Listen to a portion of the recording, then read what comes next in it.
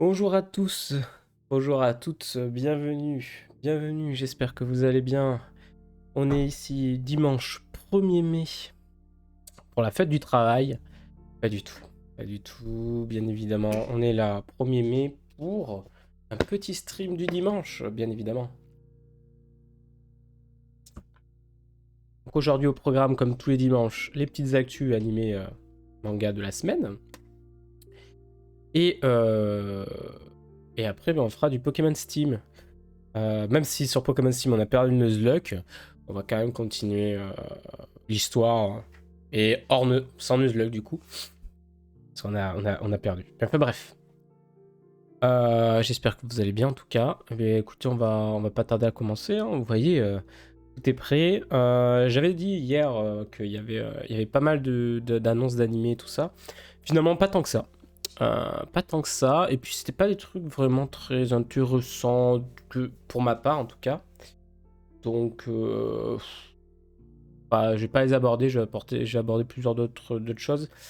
Et je vais reparler de 2-3 animes de cette saison qui sont sortis cette saison. Mais voilà. On va continuer. Commencer. Avec, il y a un leak qui est passé. La saison 3 de Fire Force est en production. L'annonce officielle est attendue prochainement. Mais je suis en train de douter d'un truc avec ce truc. Fire Force.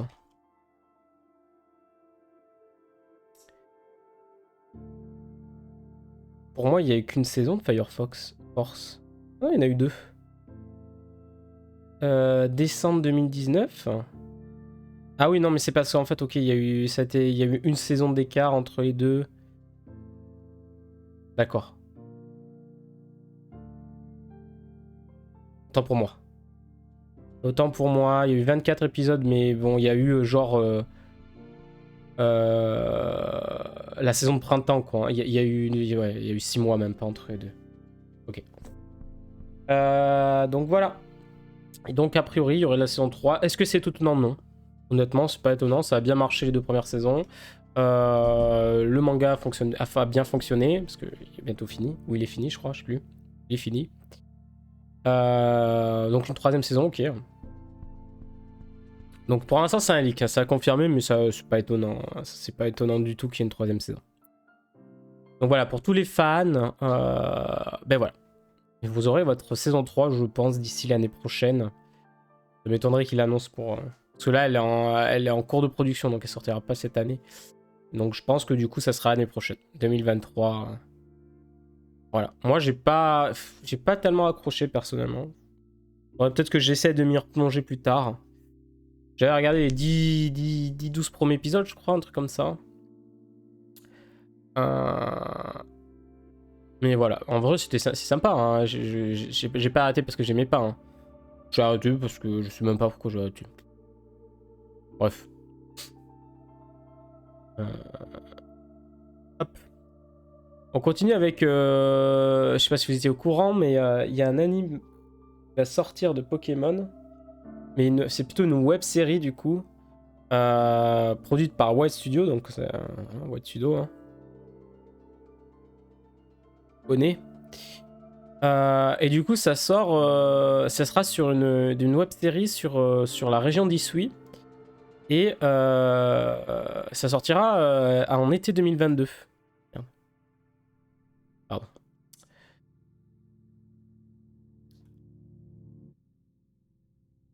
Mais en vrai de vrai.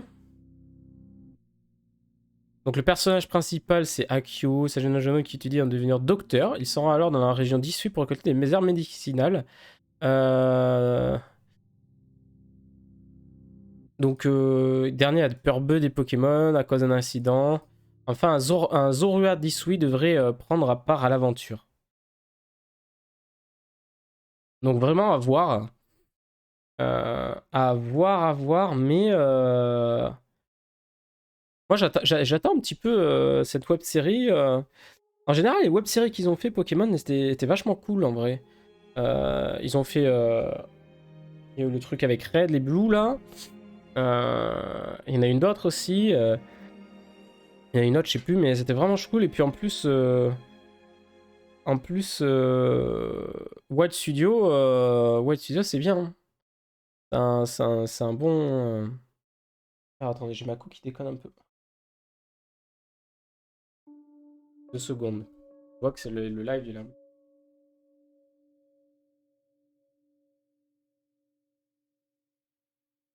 Stabiliser un peu la co.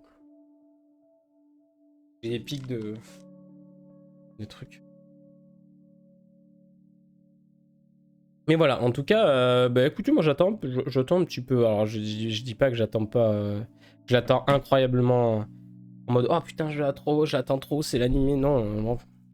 Mais en vrai, Isui, en vrai, un anime dans Isui et tout, à cette époque-là, avec l'ambiance et tout, ça peut être super, super cool en vrai. Donc voilà, ça arrivera cet été du coup. J'ai qui me rate en plus. Alors attendez. Parce que là, ensuite, on va aborder quelque chose que je kiffe incroyablement. On avait parlé déjà il y a très longtemps. On va parler de The Breaker. The Breaker, pour ceux qui connaissent pas, c'est ça. The Breaker, c'est ça. Il faut savoir que j'ai les tomes là. Donc c'est un manhwa. Je dis pas de bêtises. Et ça raconte, c'est un truc sur le. Ça parle d'arts martiaux. C'est un truc d'arts martiaux, vraiment. Voilà, juste d'arts martiaux. Et putain, mais moi, je veux je vais y arriver. Hein. Bref. Parce que je suis trop à fond. Je kiffe je kiffe, je le kiffe trop, cette série, je la kiffe trop. Du coup,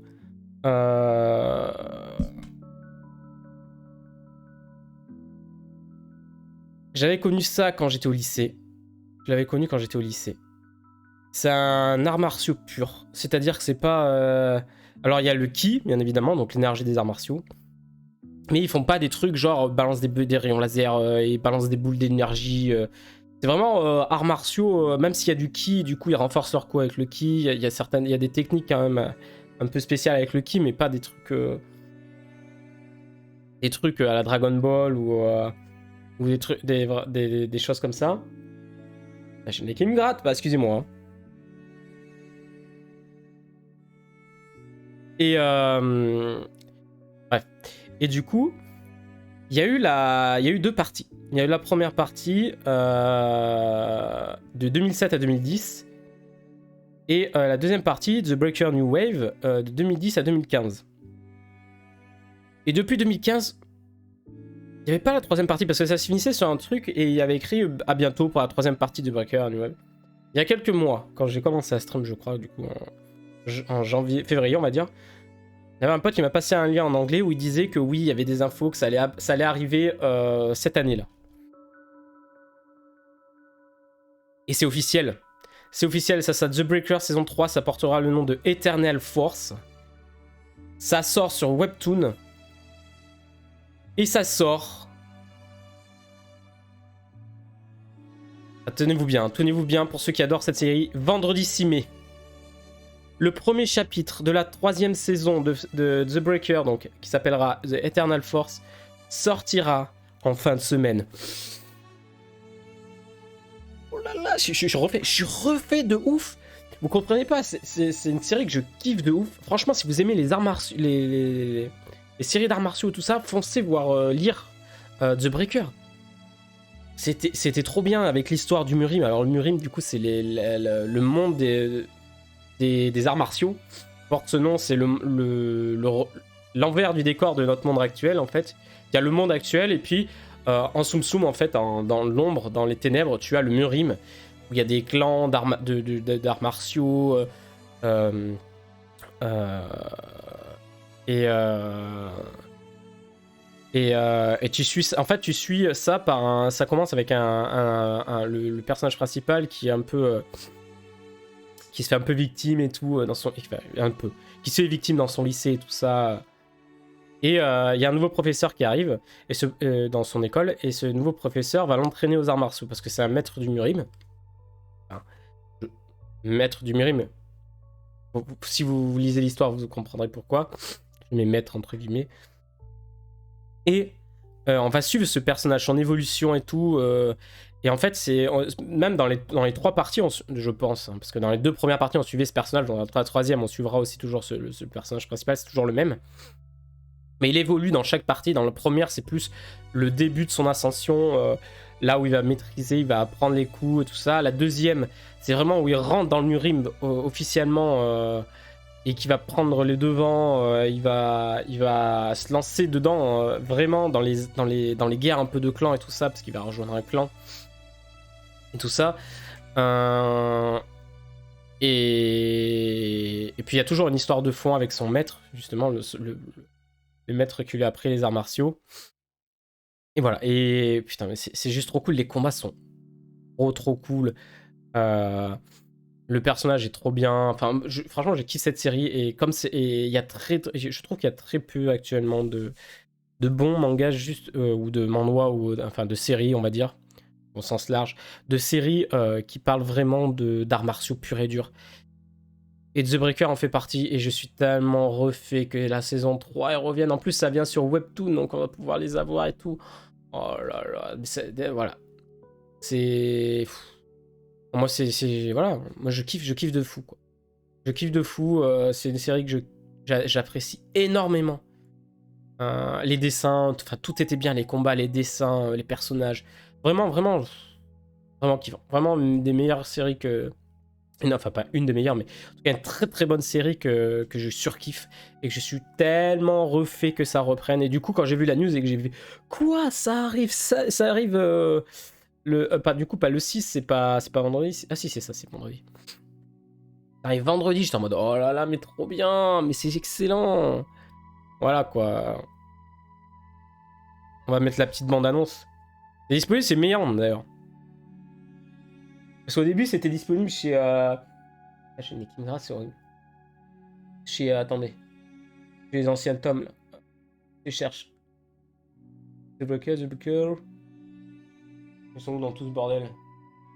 Là. Non, pas du tout, c'est 0-0. Remember. Mais merde, ils sont où?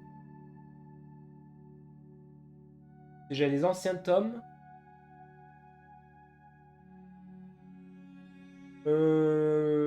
Attends, putain. Je suis débile ou pas? Bestiarus. Ils sont là, c'est ça? Non. Non, mais je suis fou. Mais ils sont mes tomes! Ils sont peut-être dans l'autre chambre.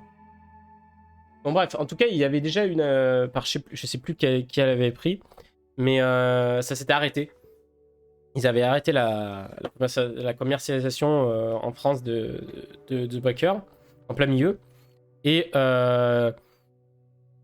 ils ont Meian a repris du coup a repris ça avec des gros tomes. Voilà, ça c'est au début.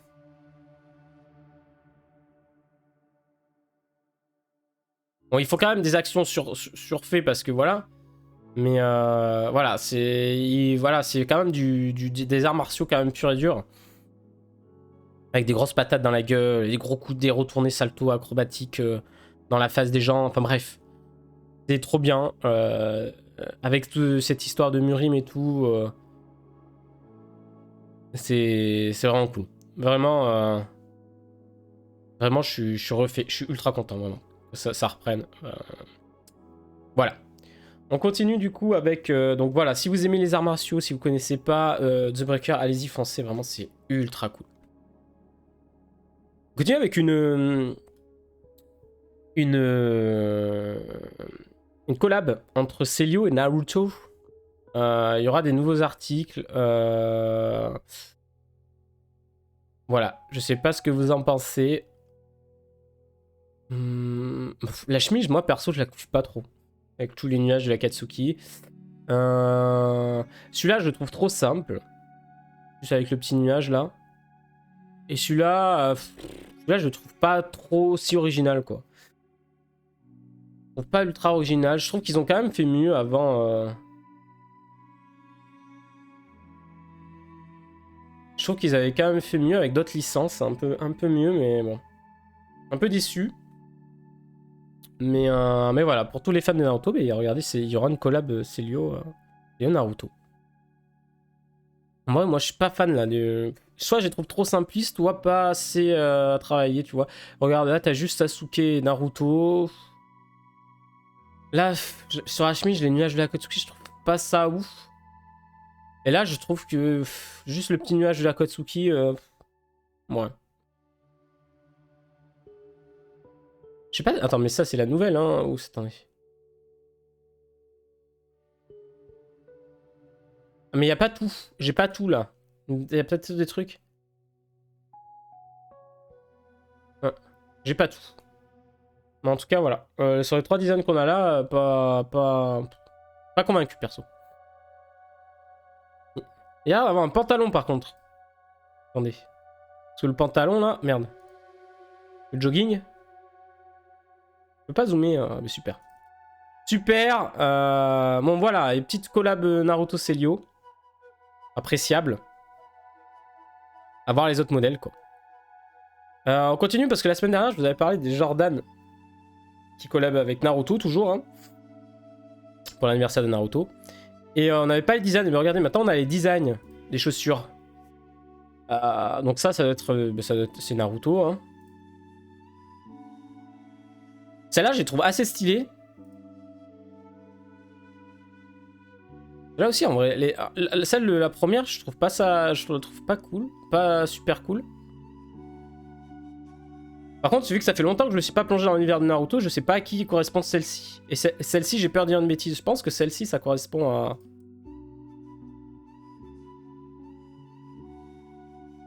Ah là. Ça, c'est Naruto, celle-là. Et là, je sais pas. Kyuubi, du coup? Parce que s'il y a lui, là... Je sais plus comment il s'appelle, lui. Naruto ici, en mode... ok. Et Naruto mode Kyuubi, là, du coup. Ça va être ça. En vrai, les deux derrière, ça va. Enfin, elle, la première et la troisième, je les trouve cool. La Naruto, pas... Ouais, je suis pas convaincu. Ah bonjour, Solili. Comment vas-tu? Bienvenue. Bienvenue à toi. Donc là, les Jordan, je suis pas... La première, la troisième, si, mais celle de la deuxième, la Naruto, je suis pas fan de la couleur orange, en vrai. Orange comme ça. Je préfère rester sur du plus sobre, mais en vrai, ça va, tu vois. Même celle-là, qui... Ils auraient pu faire pire, tu vois. Des fois, on sait jamais, tu vois. Mais je sais pas laquelle vous préférez, vous. Mais là, pour tous les fans de Jordan ou de Naruto ou des deux, si vous êtes des collectionneurs, préparez vos sous, quoi. En vrai de vrai. Ça va, écoute, ça va très bien. On est dimanche après-midi, on est tranquille. Et on est bien, on est tranquille. Installe-toi comme tu peux, comme tu veux. La première fois que tu viens sur le chat, je te remercie d'être là. Du coup, je sais pas si tu es très manga ou animé.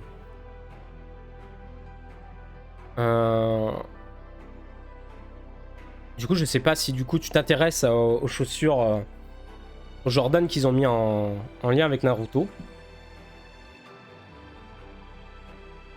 Parce qu'ils avaient fait déjà une collab avec SNK. Mais je sais plus ce que ça a donné leurs chaussures de SNK. Les trucs. En tout cas, voilà. Celles-là, en vrai, je les aime bien parce que moi, vous savez, je suis pas très fantaisiste dans le sens où j'aime pas trop les couleurs flashy. Moi, je suis plus noir et blanc. Et du coup, ben voilà, ça c'est... En vrai, celle-là, j'ai kiffé bien. Par contre, ce que j'aurais bien voulu voir, par contre, c'est un peu... Sur celle de Naruto, j'aurais bien voulu avoir un truc qui rappelle soit le Rasengan ou un truc comme ça, un truc, du bleu ou quelque chose, tu vois. Vous voyez? Donc, ceux-là, elles sont full orange et tout. Toi, tu bannes. Hop là. C'est 2 fois en 2 jours que j'ai les trucs, là, les bots.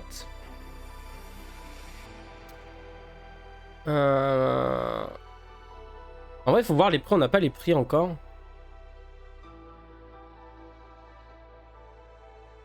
Je m'intéresse pas trop aux chaussures, mais je m'intéresse plus aux animes. Ok, d'accord. Du coup, ben... En vrai, moi, je les trouve jolis quand même. Hein. Je sais pas si toi, t'as une préférence, mais... Je sais pas si t'aimes beaucoup Naruto ou pas, si t'es un fan de Naruto ou... Je pense que là, vraiment, comme j'ai dit, les fans de Naruto, ils vont être contents parce qu'ils vont avoir un truc, une pièce collector. Les fans de Jordan, bah, ils vont les acheter parce que enfin, les fans même de chaussures de base, il y en a de plus en plus souvent où je vois mon petit cousin et tout ça, et ils sont à fond dans les chaussures en mode oh, celles-là, écoute, elles sont trop bien, elles sont en édition limitée, machin. Ils sont à fond dans ça. Et du coup, ça va toucher ces deux parties, ceux qui aiment les chaussures et ceux qui aiment Naruto. Et puis, il y a vraiment ceux qui aiment les belles chaussures et les Naruto, qui vont être full touchés par ça. Et cette année, sur Naruto, on en avait parlé déjà, il y a eu plein de trucs, hein, parce que là, on a vu juste avant les t-shirts Celio, les Jordan, et il y a eu les vinyles aussi. Les vinyles où il y avait tous les openings et les endings, je crois, de Naruto Shippuden et Naruto. Je dis pas de bêtises, je me rappelle plus, ça fait longtemps qu'on en a pas parlé. Qui étaient assez stylés aussi, les vinyles, ils étaient jolis, hein, j'avais bien kiffé. Mais sauf que je voulais en acheter, mais ils sont tous partis full day jour 1, bref. C'était belle sélection, mais voilà. Après, ouais, en vrai...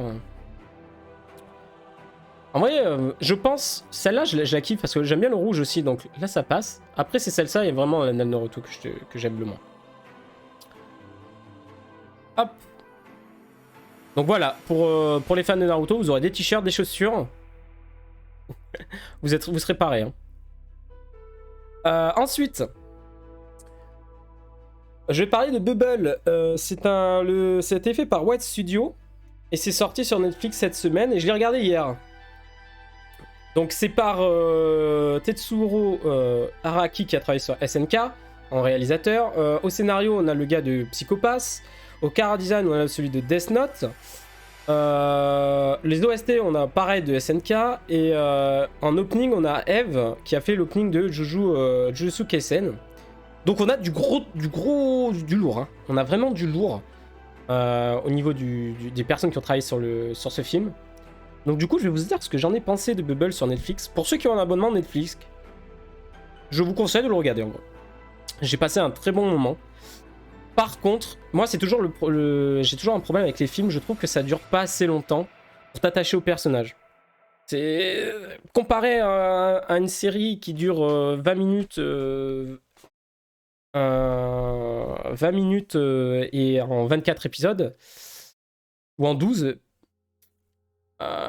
Même si en vrai tu fais 20 minutes de 12 épisodes, voilà, tu vois, ça fait le double, ça fait comme si tu regardais un film de 4 heures du coup, alors que là le film dure 2 heures.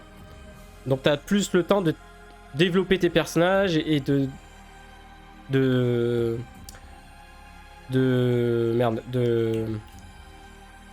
Ah, moi j'ai plus mon mot. D'apprécier les personnages. Bon, on va rester sur ça. Surtout où dans un film Bubble, vraiment le lien entre les deux personnages principaux est important. Et ce qui fait que c'est un peu dommage, mais ça c'est le format du film qui veut ça. Même si moi je vous dis, je suis très vite touché par les trucs, donc du coup j'ai quand même été pris dedans. L'animation, l'animation est juste magnifique. Il y a des plans juste, il y a des plans juste, voilà, juste. Il y a des beaux plans, il y a des plans juste magnifiques. Le système, du coup, pour ceux qui ne connaissent pas, donc il y a eu une catastrophe à Tokyo où il y a des bulles déjà il y a des bulles qui sont tombées du ciel dans le monde entier. Et à Tokyo, il y a eu une explosion. Tokyo s'est retrouvé sous une énorme bulle. Et il y a de l'eau, toutes les bulles qui sont tombées se sont transformées en eau. Donc du coup, il y a vachement d'eau. Tokyo a été abandonné. Et en plus, dans cette zone où il y a de Tokyo sous la bulle, il y a une gravité vraiment... Alors, très faible. On va pas dire qu'elle est inexistante, elle est juste très faible. Du coup, c'est un lieu où les jeunes, ils se donnent à des concours de parcours. Vu qu'il n'y a pas de gravité, ils font des trucs de fou. Vous voyez, le personnage, il saute sur les bulles. Enfin, voilà. Et ils se battent d'équipe en équipe sur des chemins de parcours pour gagner des denrées, de la bouffe, des trucs comme ça. Et du coup, le gouvernement a envoyé des scientifiques pour étudier ce phénomène. Personne normalement a le droit de rentrer dans Tokyo, mais les jeunes ils y rentrent un peu pour justement faire du parcours et tout ça, donc c'est pas vraiment autorisé, mais voilà, c'est toléré quoi on va dire, parce que le gouvernement s'en sert pour des jeunes qui font du parcours pour l'étudier en fait. Et arrive à ce moment-là le personnage principal qui entend toujours une mélodie, il entend une musique qui vient de la tour de Tokyo qui est en ruine. Il entend toujours cette mélodie. Un jour, il y va et il a un accident et il se fait sauver par une fille, Yuta. Et on va suivre. Yuta, elle est un peu particulière aussi. Elle entend cette musique, la musique qu'entend le perso principal. Je sais plus comment elle s'appelle. Ibiki, je crois. Donc, entend Ibiki. Et ils vont tous les deux. Ibiki, c'est un garçon qui est un peu solitaire, même s'il il est dans une équipe de parcours. Il fait toujours les trucs seul. Il est renfermé sur lui-même. Voilà. Et il va changer avec le contact de Yuta, qui est un peu bizarre, hein, on va pas se mentir. Et on va apprendre ce qu'elle cache, Yuta, au fur et à mesure. Et à la fin, ça part un peu dans un truc un peu mystérieux, du mystère. Faut accrocher, quoi. Faut accrocher. Moi, j'ai bien aimé.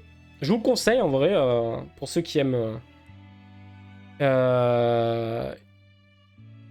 pour ceux qui aiment le genre un peu romance, fantastique... Voilà. Donc je l'ai regardé hier, c'était bien. J'ai passé un bon moment en vrai. Ensuite, The Valkyrie New Wave, on quitte ça. Je vais reparler de quelques animes qui sont sortis ce printemps. Vous savez, j'avais abordé déjà tous les animés qui allaient sortir juste avant la saison. J'avais dit oui, ça va être pas mal, ça va être bien, machin. Et après, j'en ai reparlé de ceux que j'avais vus. Et là, on va continuer un petit peu parce qu'il y a des trucs qui ont changé par rapport à ce que j'avais dit.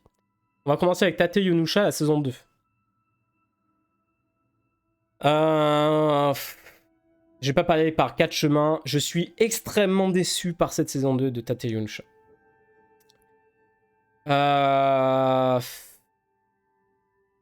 Je trouve qu'il y a des incohérences. Il y a des incohérences.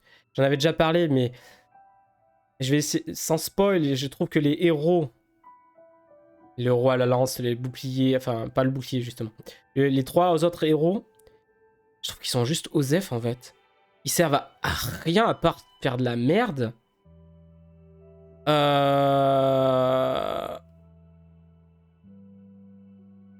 Moi, j'avais déjà parlé du fait que dans la première saison, parce que ça aborde, il y avait des thèmes ça abordait l'esclavage, parce que on rappelle dans Tate Yonusha, le héros se fait maltraiter, il se retrouve jeté hors de sa ville, de la ville où c'est un gars, donc du coup pour ceux qui ne connaissent pas, je vais revenir sur ça déjà. C'est Naofumi qui se retrouve invoqué dans un monde pour devenir le héros bouclier. Donc dans ce monde, le héros bouclier c'est le pire des héros, personne l'aime. Et c'est considéré comme le plus faible. Et il se fait piéger par la princesse du monde où il est. Et il se retrouve jeté, exclu. Et il devient un vrai paria. Du coup, il a pas de groupe, il a rien, il a personne. Du coup, il va aller chez un marchand d'esclaves, il va acheter Raftalia qui est ici. Et petit à petit, il va faire son groupe, etc. Machin. Il va chercher à se venger de la princesse. Voilà. Et du coup, il y avait quand même un thème sur l'esclavage en mode oui, c'est pas ouf, machin. Et dans la saison 2, ça avait déjà commencé où il y a un nouveau personnage qui arrive et fait oh, fais-moi un esclave, machin. Alors... Merde. Puis maintenant, dans le dernier épisode, vraiment le 4ème là, qui est sorti avant-hier ou hier, je sais plus quand, cette semaine en tout cas. Un moment, il est tout seul et on apprend que les héros sont morts. 2 secondes après, on désamorce ce fait qu'ils sont morts en mode non, ils sont pas morts. Ensuite, dans le dernier épisode, on est en mode ah, je suis sûr que le héros à l'arc il va bien. Et on apprend, à ce que j'ai compris, qu'il est dans la tortue. Parce que genre, en fait, dans la saison 2, il y a une tortue géante qui se réveille. qui va créer un cataclysme et le héros bouclier veut aller tuer la tortue, mais les 3 autres héros, eux, veulent pas au début. Du coup, ils se cassent. Et en fait, on apprend qu'ils ont été battus, kidnappés, qu'ils se retrouvent à l'intérieur de la tortue. Je suis en mode, quoi? Mais qu'est-ce qu'ils foutent dans la tortue? Enfin, quoi? Pourquoi? Comment ils sont là? Alors qu'ils sont pas du tout allés... Enfin, je trouve que c'est incohérent, ça. Peut-être que ça sera expliqué après, mais je trouve ça incohérent. Et puis après, le fait que j'avais dit que, vu que dans la saison 1, il arrive à régler ce problème avec la princesse, donc du fait qu'il était accusé faussement, mais du coup, il n'y a plus cet attrait de vengeance. Mais qu'est-ce qu'il lui reste, l'anime, cette série, pour lui? Pour elle, rien. En fait, je trouve que sans le truc de vengeance, en plus, les personnages, je les trouve... Osef, je trouve... Vous voyez, il y a Elicia, je crois, c'est elle, celle qui a les cheveux verts, là-bas. Qui apparaît dans cette saison, enfin, qui apparaît à la fin de la saison dernière et qui est vraiment présente dans cette saison. Et je trouve qu'à un moment, on aborde son flashback et je trouve que son flashback, il tombe comme ça. En début d'épisode, on te balance son flashback comme ça. Alors que je trouve qu'il y avait de meilleurs moyens d'aborder son flashback. De meilleures façons d'aborder son flashback. Et là, on te le balance en mode, tiens, genre, on en a rien à foutre, en fait. On te le balance au début d'un épisode, comme ça. Et je trouve ça pas ouf, quoi. Enfin, je trouve qu'il y a des incohérences. Je trouve que la trame est pas soignée, et pas mieux. Donc vraiment, je suis extrêmement déçu. Voilà.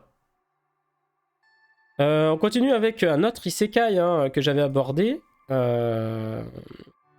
Skeleton Knight in Otherworld. Donc ça, c'est un gars, voilà, il se retrouve incarné dans le monde de son jeu vidéo, dans son personnage, voilà, il est extrêmement fort. Bah là, isekai classique.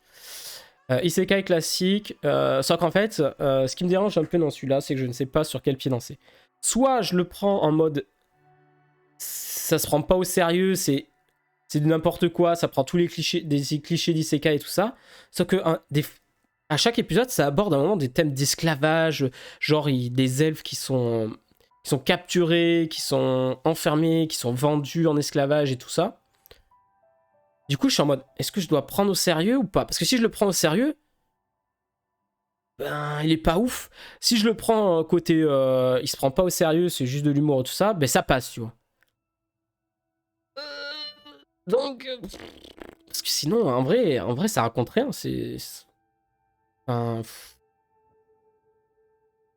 c'est un peu, ouais, c'est mi-figue, mi-raisin, comme on dit. Mais vraiment un petit peu déçu de ce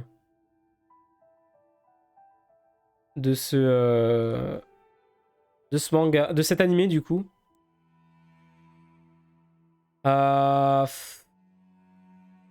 Voilà. Je trouve ça pas ouf. J'avais dit que c'était... En fait, je l'avais mis dans la catégorie, je crois, quand j'avais présenté l'anime, genre, ça passe, quoi. Tu regardes tes 20 minutes, voilà, ça casse pas 3 pattes un canard, et ben, c'est toujours le cas. Mais des fois, je sais pas trop comment le prendre.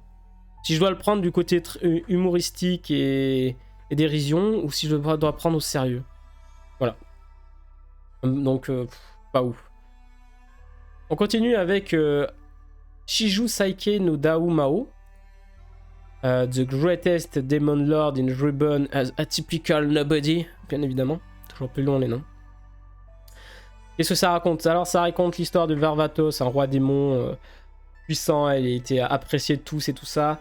Sauf qu'il décide de se réincarner plusieurs années plus tard pour vivre une vie normale et se faire des amis. C'est son but. Parce que quand il était roi démon, il était tellement fort que il avait pas d'amis, quoi. Personne n'osait l'approcher. Et écoutez, là il y a 5 épisodes qui sont sortis, ou 4. Oh, le dernier épisode, je vous le dis pas, je vous le cache pas, je me suis fait chier de ouf. Je me suis chié de ouf, et en fait, au 4e épisode, je me suis dit, mais en fait, c'est exactement pareil que Shikakumon no Saiku Kenja qui était sorti la saison d'avant.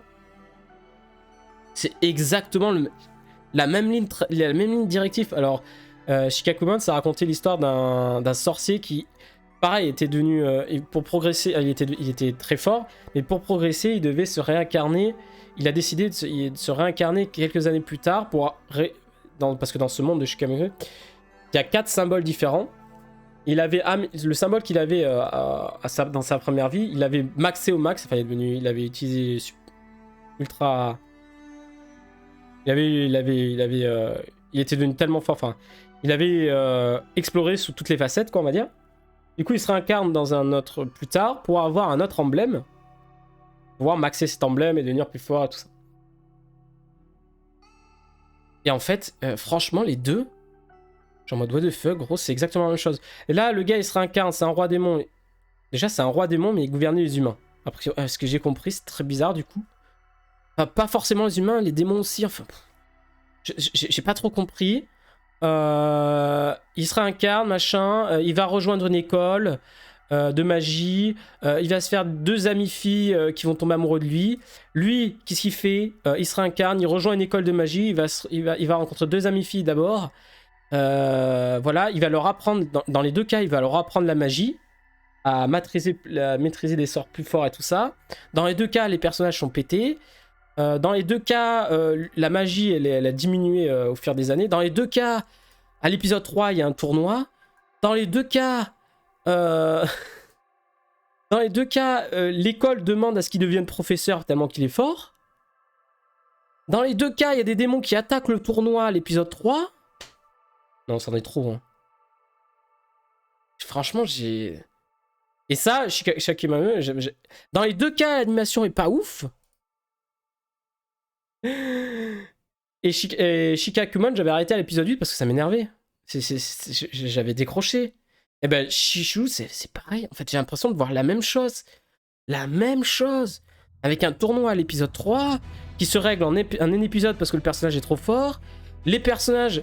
Ensuite, dans cet animé, elle là, celle à gauche là, elle est considérée comme extrêmement forte dans son... Elle est même exclue, tout le monde l'a fui parce qu'elle est extrêmement forte. J'ai pas l'impression qu'elle soit extrêmement forte, personnellement. Voilà. En vrai, ceux qui ont aimé Shikakumon, vous allez kiffer Shiju Saiku. Hein. Mais personnellement, moi, là, vraiment, à l'épisode 4, je me suis dit, mais personnellement, je me suis fait chier. Et en plus, je me suis dit, mais putain, mais c'est exactement le même truc que Shikakumon, quoi. Enfin, qui est sorti la saison d'avant, quoi. Donc, au bout d'un moment, non, quoi. Ça suffit, les âneries, quoi. Vraiment. J'ai l'impression de voir un copier-coller. En plus, les démons, j'ai l'impression que c'est les mêmes. Leur façon qu'ils se transforment, bref. Vraiment, vraiment, même truc, hein. Dommage. Parce que j'avais espoir au début quand j'ai vu le premier épisode où j'attendais rien et je me suis dit oh le premier épisode ça va écoute à voir comment ça se développe et en fait ça développe mal je trouve. Ça prend pas le tournant qu'il faut pour se démarquer. Alors en vrai ça reste un anime que si t'apprécies le genre tu vas aimer hein. Si t'as kiffé Shikakumon tu vas kiffer Shiju. Et personnellement moi qui ai arrêté Shikakumon parce que ça m'énervait enfin je kiffais plus Shiju ça va être pareil hein. C'est parce que c'est exactement le même truc, quoi. Enfin, vraiment, à l'épisode 4, je me suis dit, mais c'est le même, quoi. C'est le même truc. Il y a des tournois, il est dans une école. Enfin. Et qu'il y a 2 trucs aussi. Mais en fait, ce qu'il y a, c'est qu'il y a eu même pas. Voilà, quoi. Ça, c'était la saison d'avant, en hiver, et ça, c'est au printemps. Donc, vraiment. Dommage.